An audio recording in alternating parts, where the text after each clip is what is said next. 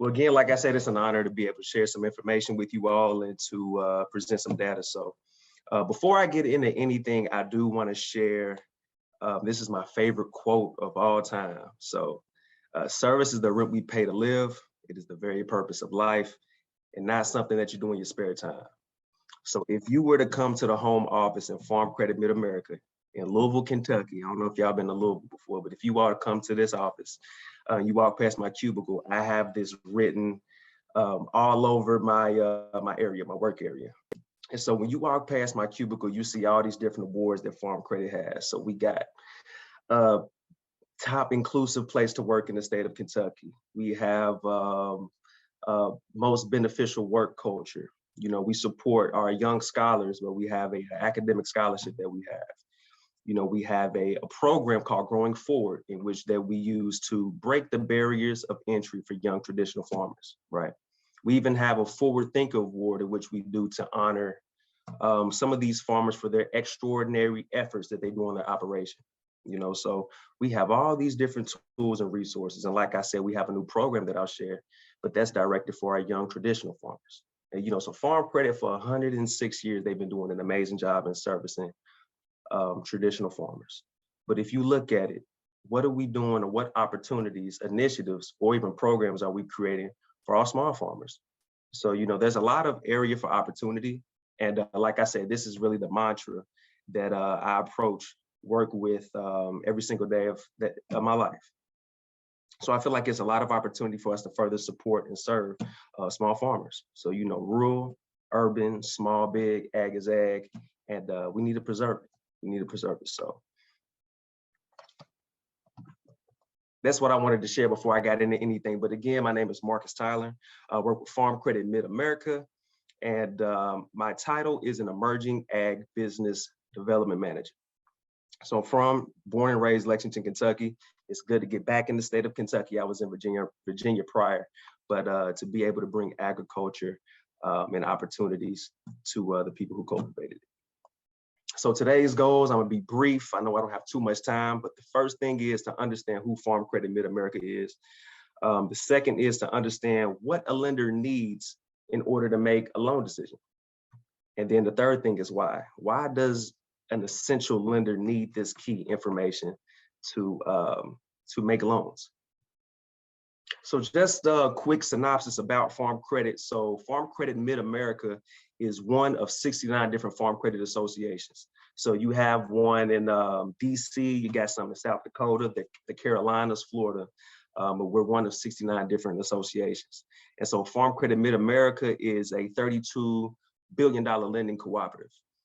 And so we offer loans for farmers in rural, small, traditional farmers, non-traditional, and you know, different areas. So we have 80 different offices throughout Indiana, Ohio, Kentucky, and Tennessee. And so these loans can also be for commercial loans. So, you know, real estate loans, IT loans, operating loans as well. So loans all across the board. So we're the leading lender for serving agricultural farmers and producers.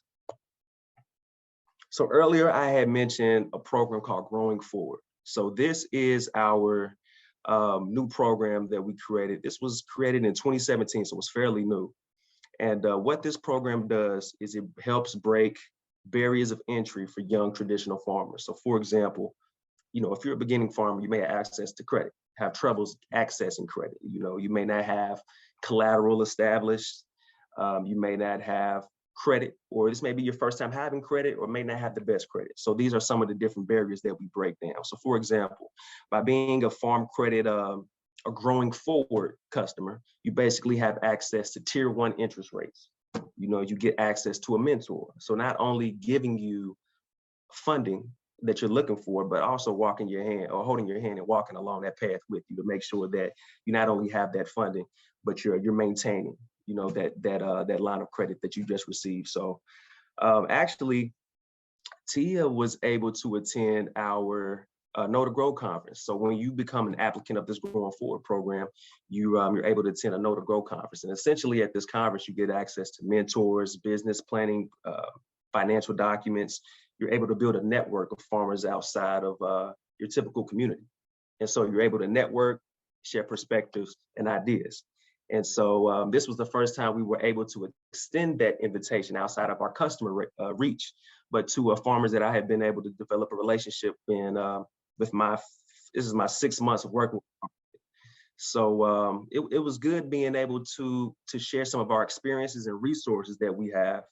Like I said, we're a $1 billion, cooperative, but what exactly does that mean if we're not able to touch the masses, So it's something, I just thought of that I failed to share initially is Farm Credit Mid-America is a lending cooperative. So, I got familiar with cooperatives throughout my college experience. I was an ag econ major, but I didn't realize the impact that cooperatives had for BIPOC farmers. So essentially, when it comes to lowering the cost of production, scaling operation, and even increasing purchasing power. So cooperatives have a huge impact or benefit when it comes to BIPOC farmers. So we're proud to say that we're a lending cooperative. So we follow those same principles. So essentially, when you become a farm credit customer, you also have a voice. You have voting rights, and when it comes to our mission as well as our board of directors. So people say all the time that in sales especially, I heard it all the time. I used to do sales, but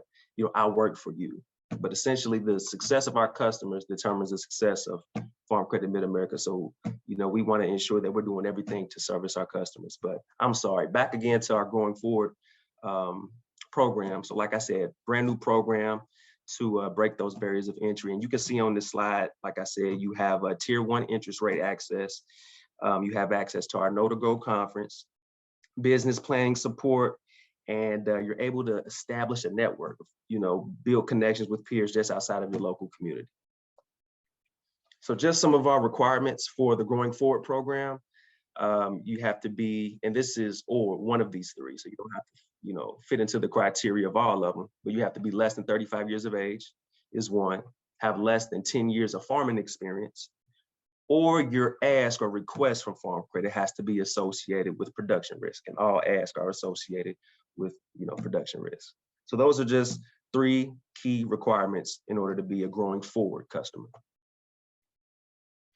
So, I noticed that things can be, when you're requesting funding, you have to come into a retail office or you have to meet a lender where they are. And if it's your first time ever going through that process of requesting funding, it can be intimidating. It can be overwhelming. You have to show up in a retail office where you don't have a relationship with these people, but you got to share all your financial documents. Like I said, that's overwhelming. So what I want to do is just share the key things that lenders need. So the first thing is a business plan. The second thing is a balance sheet. And the last is an income statement. So these are 3 key financial documents that any lender is looking at to make sure that someone is taken seriously when they're looking for funding. So these are the 3 key financial documents, and I'll go through a little bit of each one. So the first is a business plan. So essentially, your business plan is your who, what, when, where, why, and how.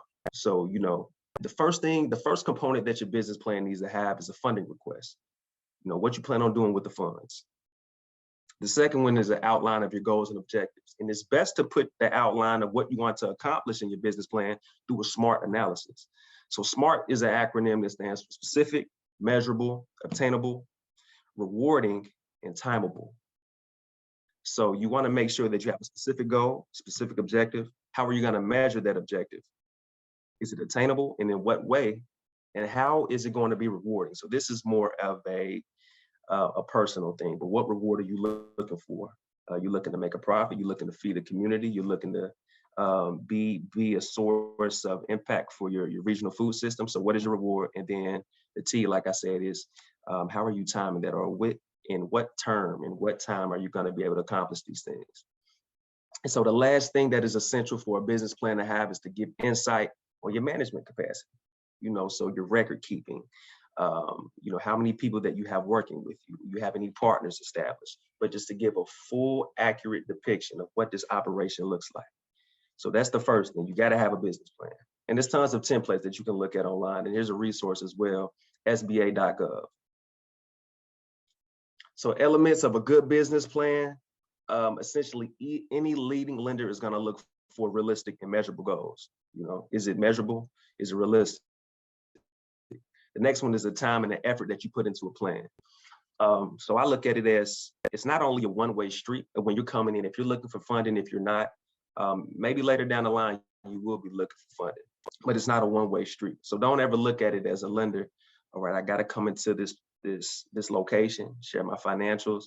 If they don't approve, that's it. I'm lost. I don't know what to do, because it's a two-way thing. So not only are you presenting information as, with a plan as to what you want to do with the funding, but we have to make sure that we're able to serve you in the best way, because as much as you're looking for funding, we want to provide funding out there. So the best thing that you can do is be prepared. So all the opportunity is preparation. All luck is preparation and the opportunity. So coming into the situation prepared, and you do that by putting time and effort into your plan. So, a lender can see what you put into, is it measurable, and what you plan on doing with your objectives and your requests. And then to make sure that your request evolves with your operation. So how are you looking to grow? What does a year out plan look like? What does it look like 3 years down the road, or even 5? So, definitely having goals set for the future. The next thing is a balance sheet. So a balance sheet is very essential. This is one of the other financial documents that you need to have.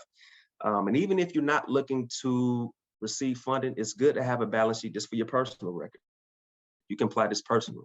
So a balance sheet shows an overall position of something at a particular time. So basically all it is a financial screenshot. It's telling you three important things, I would say. So the first one is your total equity, which is your net worth, your solvency, and your liquidity. And I'll get into it in the next few slides. So how to structure a balance sheet, you can look online, but it's super simple. Like I said, it's just a financial screenshot of your operation or your personal financial position. So if you look on the top left-hand corner, you got current assets. So anything that's currently bringing in money within, the past 12 months. So anything of value that you can actually convert into cash is a current asset. That's simple. So cash, feed, growing crops, grain, anything that has positive value. On the lower quadrant, you have non-current assets. So essentially things of value, but you can't get cash for them within 12 months. So anything later than a year out that can be turned into value is a non-current asset. Still an asset though. You have your current liabilities, which are expenses and debts that you owe within 12 months. So like operating loans, bills, principal payments, that you may have on your mortgage or land that you're leasing or you own. And then you have your non-current liabilities. So anything liabilities that extend past 12 months. So like long-term debts, equipment, loans, mortgage, all that, right? Okay, so these are what a balance sheet consists of. So you have anything that's bringing in money. Those are current, non-current, and all of your debts and expenses, which are current or breaking down into non-current. So I got a pro tip. I like giving little tips. So it's New Year's Eve. We interrupt this celebration to look at the year's year-end financial. 3 key things about looking at balance sheets. The first thing is to be consistent. You want to make sure that you have accurate information. You want to make sure that you're updating this on a frequent cycle. So whether that's monthly, but you want to make sure all of your information is updated before the end of the year. You want to make sure it lines up with your taxes.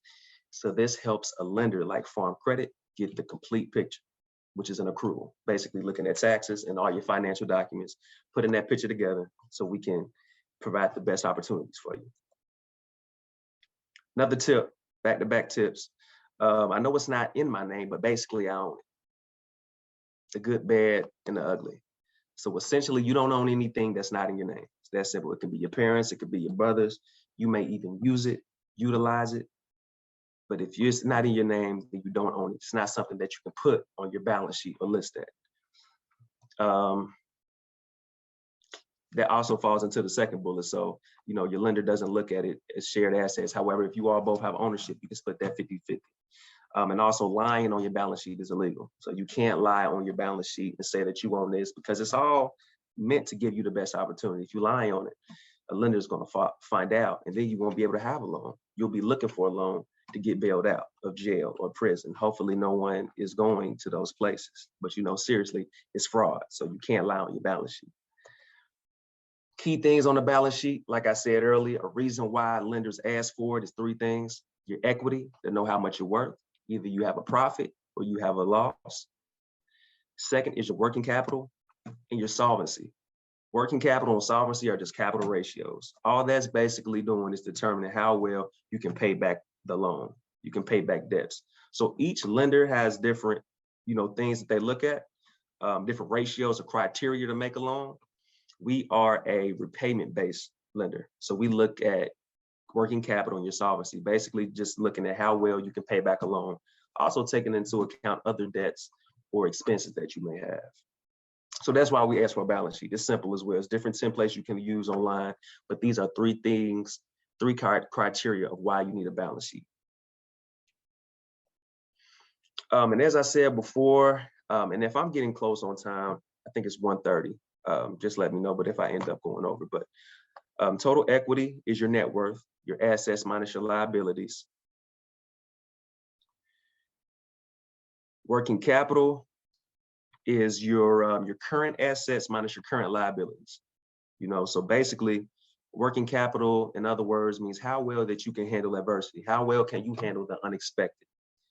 So anything that's currently bringing in income, taking away all your current liabilities, or whatever you have left over is your working capital. So essentially, I kind of like to look at that as my personal checkings account. So once I get paid or whatever expenses that I have coming out that month and what I have remaining, that's my working capital. That's what I have to work with. If you're looking at it from a personal standpoint, but from your operation, is how much that you have to continue to get you through operation into the next cycle. And this is just an example. So looking at Fred's working capital in 2020, he had nearly $500,000, and then he went to negative $886,000. So it kind of makes us look, and that's a red flag for the most part. It gives us, from a lender's perspective, we're just looking at, wow, your net worth, or your working capital decreased that much. What reason? Maybe they purchased some land, maybe they hired help, maybe they didn't reinvest that in. And Fred went out and bought a Chevrolet, bought 3 of them for his kids because he loves them. But ultimately, it was a decrease in your working capital, and ultimately that affects your net worth and other components. So that's just an example right there. And lastly, like I said, is your solvency. So solvency is one of those ratios that we look at in the balance sheet. A solvency just tells us how much of an operation that you own. So how much of your business, your investment, do you really own? So, a good rating is anywhere from above 65% is amazing because you own majority of your assets, of what bring in money. Basically, the more ownership that you have, the less debt that you own. Another financial document is an income statement. Income statements basically tell you how profitable your operation is. So, your balance sheet gives us your repayment capacity. Your income statements tell us your profitability or your loss. So an income statement just captures 3 things, super simple: your revenue, money coming in, expenses, and that gives you your income or your net loss. So just key things to remember from a 5-line income statement. It's typically 5 lines, but you have your revenue, you have your cost of production, and then that gives you your gross margin, right? You also have your fixed expenses, which is like your overhead. So, expenses that don't change. It may be land that you're renting. It's something that's fixed upon set time. And then that gives you your net profit or your net loss. But like I said, there's other templates, and you can go online and simply look at a 5-line income statement, and it's super simple. Income statements are obviously generated by your financial projections or a tax return. If you're a new farmer, you're a new entrepreneur, you may not have an income to go off of last year. So your tax returns can calculate that, or we can look at financial projections. Lenders can look at financial projections to get a good idea of where you plan to be. So liquidity is a ratio, and the debt coverage ratios are 2 things that an income statement shares. So first, if you're looking at your liquidity, is basically saying of your ownership of your operation, how much can you use to cover short-term expenses? So it's similar to working capital like we discussed initially. It's a repayment capacity. ratio. And then that's your debt coverage ratio. So how well can you cover your debts? An income statement tells us. This is just a formula for liquidity. It's your working capital, which basically says how much you can operate with over the cost, over the value of your operation. That tells us liquidity. It's not a set number. So how much working capital do you need? It's all subjective. So it really just depends on the size of your operation and what you're doing. Because you can have a $500,000 operation, you can have a $20,000 operation, you have $1 million operation. So based off of the size and the cost of managing each operation, it determines how much you need to maintain and operate through it. So it all depends. It's not a set number of how much working capital is appropriate for you. This is just going back into the ratio again. So essentially just looking at, what does it mean to cover your debts? So these are just some things that we're looking at. So your total net income minus what it costs to live. So when you're looking at living, you want to make sure that you still can handle your current bills, your new bills that you plan on taking in with your requests of funding, plus an additional, ours is 30%. So just 30% of case of an adverse event that you don't see happening, anything that's unexpected. So just to give us some wiggle room as far as your repayment capacity. So this is just the underlying breakdown of what a debt coverage ratio, some things that it consists of. Family living, appreciation, and income. And yes, ma'am, I'm at my time, Anna. No, we really appreciate you coming here. You've shared some really awesome information with us. We did have a couple of questions in the chat. If you could look over at the chat maybe and answer those few questions. And also, if you don't mind putting your contact information in the chat so that if people want to get in contact with you, they'll have that information available.